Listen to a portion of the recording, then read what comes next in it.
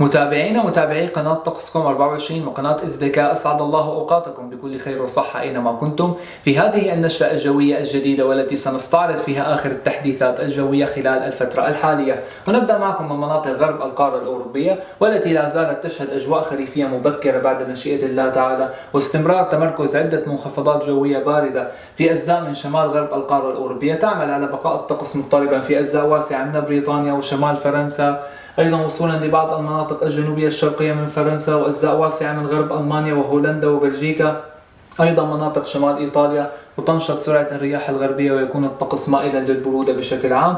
أيضا يوم الأربعاء تستمر هذه المنخفضات الجوية بالتمركز بعد مشيئة الله تعالى في شمال غرب القارة الأوروبية، مما يبقي الأجواء مضطربة ومتقلبة بين الغائم جزئيا والغائم أحيانا، وتهطل الأمطار على فترات وتكون غزيرة أحيانا في بعض مناطق ألمانيا. أيضا تمتد زخات من الأمطار الرعدية الغزيرة أيضا باتجاه مناطق دول البلقان خاصة كرواتيا بعد مشيئة الله تعالى، ويحذر من تشكل السيول والفيضانات على بعض هذه المناطق، بينما تبقى الأجواء مستقرة على مناطق المغرب العربي ومناطق إسبانيا وصولا إلى وسط البحر الأبيض المتوسط وليبيا، وأيضا مناطق بلاد الشام ومصر تبقى فيها الأجواء مستقرة بشكل عام، ومناطق تركيا بعد مشيئة الله تعالى نتيجة استمرار تمركز مرتفع جوي على مناطق الحوض الشرقي للبحر الأبيض المتوسط.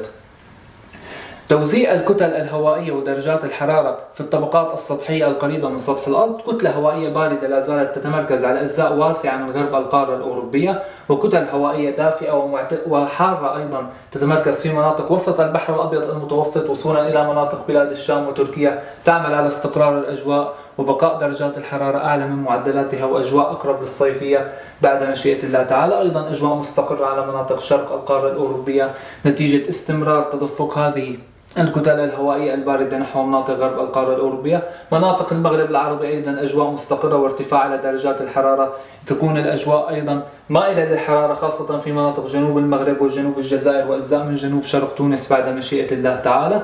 يستمر هذا الوضع الجوي إن شاء الله تعالى خلال ما تبقى من هذا الأسبوع. تستمر كتل هوائية باردة بالتأثير على مناطق غرب القارة الأوروبية، وتستمر كتل هوائية دافئة وحارة نسبيا بالسيطرة على مناطق الحوض الشرقي للبحر الأبيض المتوسط ومناطق جنوب شرق القارة الأوروبية. بالنسبة لحركة الرياح إن شاء الله تعالى خلال الأيام القادمة تبقى الرياح متقلبة غربية السرعة مع هبات قوية خاصة على سواحل فرنسا وسواحل بريطانيا الغربية. تكون الرياح معتدلة السرعة بشكل عام في مناطق ألمانيا بعد مشيئة الله تعالى، وأيضا هبات رياح نشطة متوقعة على بعض مناطق شمال ليبيا وخاصة الأجزاء الشمالية الغربية منها والسواحل الشمالية الشرقية لتونس. هذه الرياح تكون أيضا هباتها معتدلة تلامس حاجز 50 كم في الساعة، بينما تبقى مناطق بلاد الشام تحت تأثير الرياح معتدلة السرعة بعد مشيئة الله تعالى. درجات الحرارة كما نلاحظ معكم أجواء مائلة للبرودة على أجزاء واسعة من شمال القارة الأوروبية بعد مشيئة الله تعالى،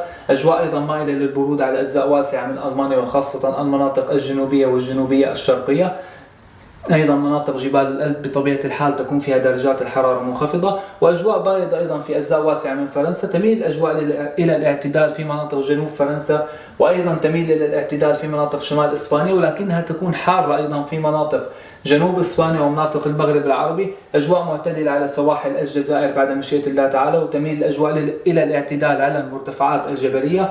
أيضا في مناطق تونس تكون درجات الحرارة معتدلة على السواحل مائلة للحرارة في المناطق الجنوبية الشرقية والجنوبية من البلاد. تبقى الأجواء بطبيعة الحال شديدة الحرارة على مناطق جنوب الجزائر بعد مشيئة الله تعالى، وأجواء حارة أيضا بشكل لافت على مناطق تركيا. تلامس الحرارة في مدينة أزمير 34 درجة مئوية خلال ساعات النهار، تلامس أيضا في مدينة اسطنبول حاجز 30 درجة مئوية نتيجة استمرار تمركز كتل هوائية حارة على مناطق شرق القارة الأوروبية بعد مشيئة الله تعالى.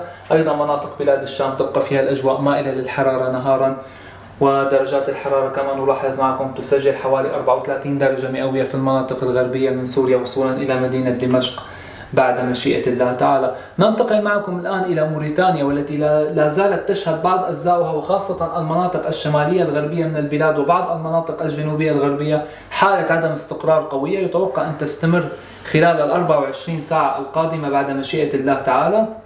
يتوقع أن تستمر فرص التكونات الرعدية على أجزاء واسعة مناطق جنوب غرب البلاد وبعض المناطق الشمالية الغربية، يصاحبها هطول زخات رعدية من المطر قد تكون غزيرة أحيانا، ويحذر من تشكل السيول، خاصة على المناطق الجنوبية الغربية من البلاد والمناطق الشمالية الغربية كما يبدو معنا في هذه الخارطة، بينما تكون المناطق الشرقية بعيدة نسبيا عن تأثير هذه الأحوال الجوية غير المستقرة. توقعات النموذج الأوروبي أيضا تشير إلى هطولات مطرية غزيرة خاصة مناطق جنوب البلاد والمناطق الجنوبية الغربية من دولة موريتانيا، وتكون أيضا هناك فرص لهطولات مطرية رعدية غزيرة على المناطق الشمالية الغربية من البلاد. كما نلاحظ معكم أيضا مناطق المغرب العربي وخاصة الجنوبية القسم الإسباني منها تشهد هطولات مطرية غزيرة وتحذير من تشكل السيول بعد مشيئة الله تعالى خلال ساعات نهار الغد يوم الثلاثاء بعد مشيئة الله تعالى.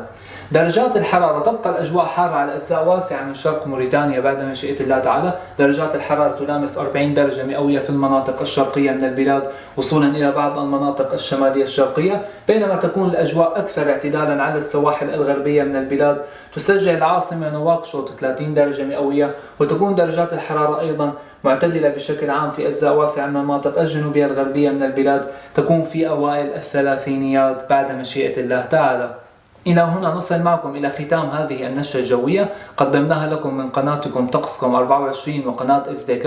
لا تنسوا الإعجاب بالقناة وتفعيل زر الجرس ليصلكم كل جديد. كان معكم محمد نور، والسلام عليكم ورحمة الله وبركاته.